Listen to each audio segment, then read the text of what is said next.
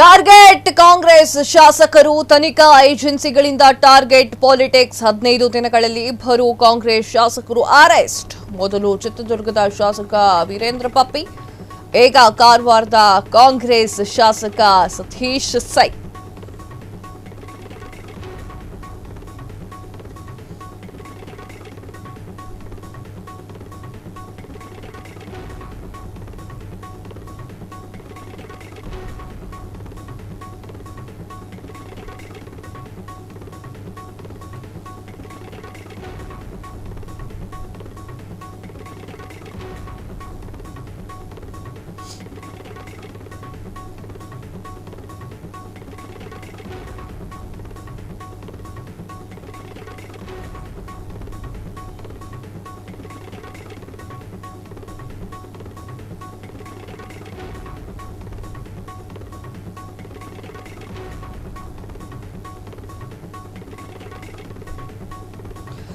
S ವೀಕ್ಷಕರೇ, ಕಾಂಗ್ರೆಸ್ನಲ್ಲಿ ಏನ್ ನಡೀತಾ ಇದೆ ಅನ್ನೋದೇ ಗೊತ್ತಾಗ್ತಾ ಇಲ್ಲ.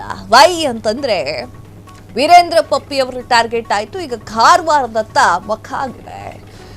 ಟಾರ್ಗೆಟ್ ಕಾಂಗ್ರೆಸ್ ಶಾಸಕರು ತನಿಖಾ ಏಜೆನ್ಸಿಗಳಿಂದ ಟಾರ್ಗೆಟ್ ಪಾಲಿಟಿಕ್ಸ್.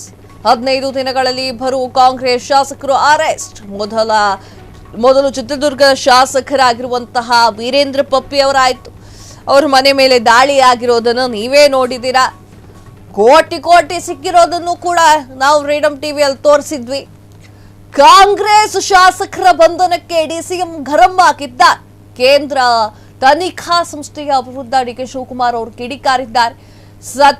ಸತೀಶ್ ಸೈಲ್ ಅವರನ್ನ ಈಗ ಬಂಧಿಸಿದ್ದು ಯಾಕೆ? ಸತೀಶ್ ಸೈಲ್ ಅರೆಸ್ಟ್ ಮಾಡುವ ಸಂದರ್ಭ ಏನಿತ್ತು? ಇದು 2010ರ ಪ್ರಕರಣ. ಇದು ಕಾಂಗ್ರೆಸ್ ಸರ್ಕಾರಕ್ಕೆ ತೊಂದರೆ ಕೊಡುವಂತಹ ಕೆಲಸ.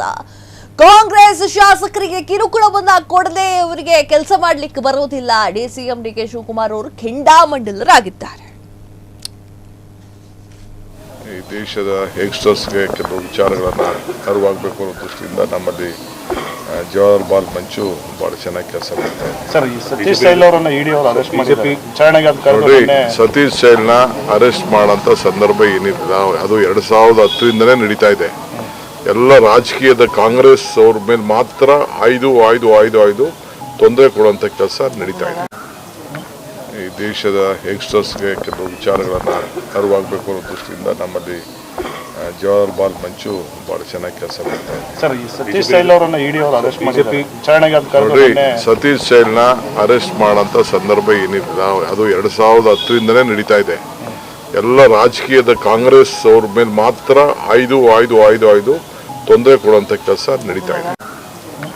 ಈ ದೇಶದ ಯಂಗ್ಸ್ಟರ್ಸ್ಗೆ ಕೆಲವು ವಿಚಾರಗಳನ್ನ ಅರಿವಾಗಬೇಕು ಅನ್ನೋ ದೃಷ್ಟಿಯಿಂದ ನಮ್ಮಲ್ಲಿ ಜವಾಹರ್ ಬಾಲ್ ಮಂಚು ಬಹಳ ಚೆನ್ನಾಗಿ ಕೆಲಸ ಮಾಡ್ತಾರೆ. ಕ್ಷಣದ ಸುದ್ದಿಗಳಿಗಾಗಿ ಫ್ರೀಡಂ ಟಿವಿ ಸಬ್ಸ್ಕ್ರೈಬ್ ಮಾಡಿ, ಲೈಕ್ ಮಾಡಿ ಹಾಗೂ ಫಾಲೋ ಮಾಡಿ. ಹೊಸ ಸುದ್ದಿಗಳ ನೋಟಿಫಿಕೇಶನ್ಗಾಗಿ ಬೆಲ್ ಐಕಾನ್ ಮೇಲೆ ಕ್ಲಿಕ್ ಮಾಡಿ.